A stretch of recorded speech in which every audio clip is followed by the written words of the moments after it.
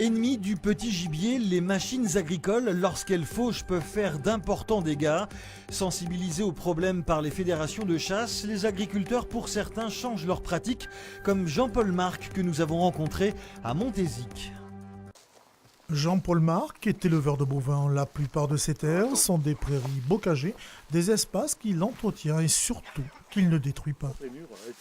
Les permettent la biodiversité d'une part, mais tu veux, c'est aussi agréable à vivre. On vit vraiment dans la nature.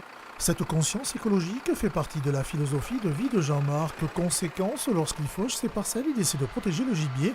Dans ses champs, on trouve surtout des lièvres qui nichent en surface. Le lièvre, il va être plutôt actif la nuit. Donc la journée, il est dans un gîte, donc, pour se dissimuler de la végétation. Donc c'est pour ça que quand il y a des faucheuses qui vont arriver, souvent il va rester au gîte et il risque donc de mourir dans la parcelle.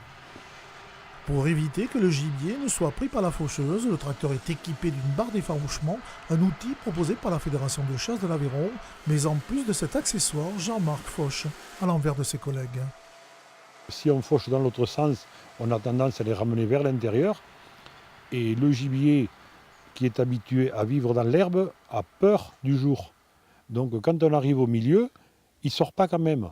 Il attend, il reste dans l'herbe, il se blottit, et donc il attend, et là, c'est là où il y a des pertes sur la forêt.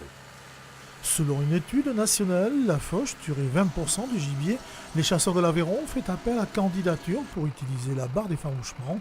Une quinzaine d'agriculteurs ont répondu à cette sollicitation.